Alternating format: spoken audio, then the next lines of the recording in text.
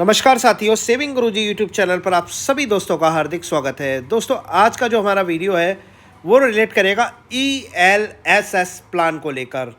ये एक mutual fund के अंतर्गत प्लान आता है जहां आप उच्च रिटर्न के साथ टैक्स सेविंग भी करते हैं। तो दोस्तों, जानते हैं इस प्लान के बारे में।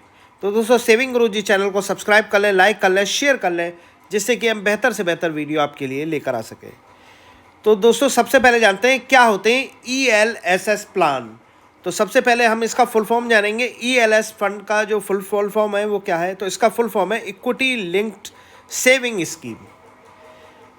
ELS जो प्लान होते हैं वो इक्विटी फंड होते हैं जो जिनका एक बड़ा कॉर्पस इक्विटी या इक्विटी संबंधित जो इंस्ट्रूमेंट है उनमें निवेशित किया जाता है। यानी कि आपका जो पैसा है सिप या लमसम के माध्यम से आप ELS के थ्रू प्लान में लगा सकते हैं और अपने पैसे को अधिकाधिक वृद्धि कर सकते हैं।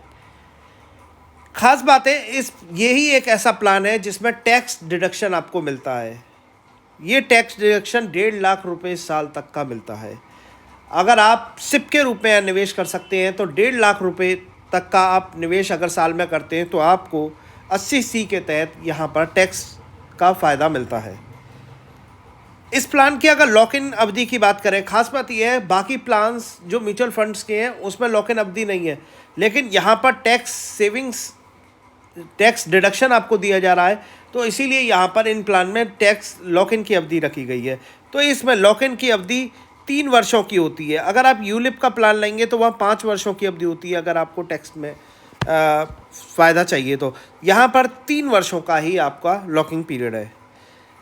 ELS कहाँ पर निवेश करता है? ELSS में जहाँ भी निवेशक अपना निवेश करता है उसका 80% इक्विटी संबंधी इंस्ट्रूमेंट में निवेश करता है, जो भी फंड जिसको भी आप पैसा देंगे। ये निवेश वेल डाइवर्साइड हो सकते हैं। वो आपके उच्च रिटर्न के हिसाब से शॉर्ट टर्म में देखते हैं, थीम्स को लेकर, सेक्टर्स को लेकर अपना जो पोर्टफोलियो वो डाइवर्सिफाइड रखते हैं और आपके रिटर्न को ज़्यादा से ज़्यादा तेज़ी से बढ़ाने का प्रयास करते हैं। अब बात करते हैं ELSS जो फंड है इसमें कैपिटल गेन टैक्स किस तरह से लगता है। दोस्तों, सबसे पहले जान लीजिए इसमें short term capital gain tax लगेगा नहीं, क्योंकि ये 3 साल का इसमें लॉकिंग पीरियड होता है। अब 3 वर्ष के बाद अगर आप कभी भी पैसा निकालेंगे तो आपको 12.5% टैक्स देना पड़ेगा। आप जो भी पैसा निकालेंगे 3 वर्ष के बाद तो उस पर आप 12.5% टैक्स देंगे, लेकिन वो टैक्स देंगे यदि आपका मुनाफा 1.25 लाख से ऊपर जो भी अमाउंट आएगा उस पर होगा। यानी कि प्रतिवर्ष चाहें तो आप 1.25 लाख रुपए निकाल सकते हैं जिस पर आपको कोई टैक्स नहीं देना होगा।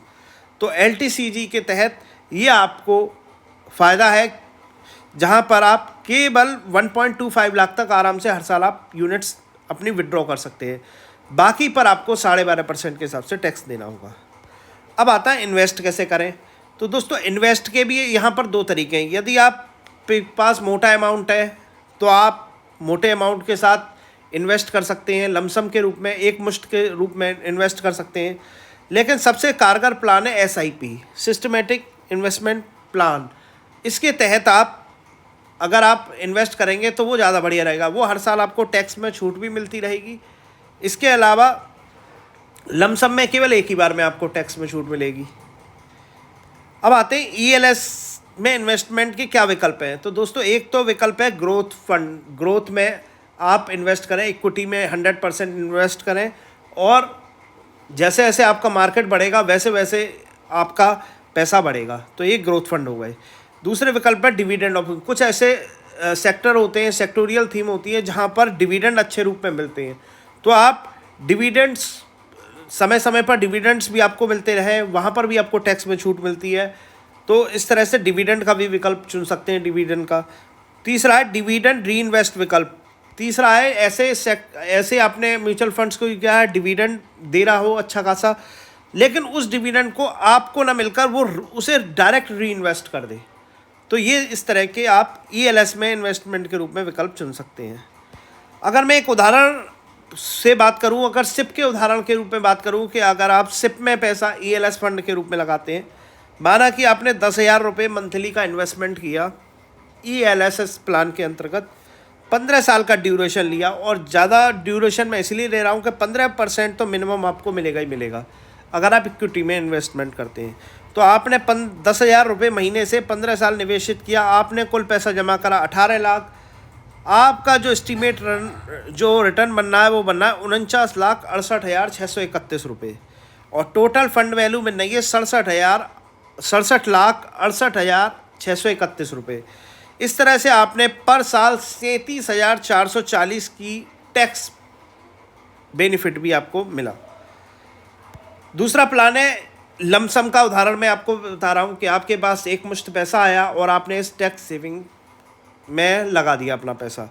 तो यहाँ पर आपने 10 लाख रुपए लगाए, 15 साल के लिए लगाए, हम भी इसमें 15% का रिटर्न मांगते हैं, तो आपका एस्टीमेट रिटर्न होगा 71,37,062 रुपये, जिसकी टोटल वैल्यू जुड़कर हो जाएगी 81,37,062 रुपये।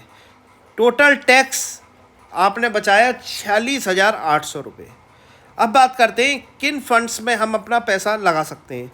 तो दोस्तों ये कोई प्रमोशनल वीडियो नहीं है, ये मैंने कुछ फंड्स आपको सजेस्ट कर रहा हूँ कि जहाँ पर पिछले 5 वर्ष में ये रिटर्न बने हैं। ज़रूरी नहीं कि अगले 5 वर्ष में भी इन्हीं फंड्स में निवेश करने पर मेरे रिटर्न बने।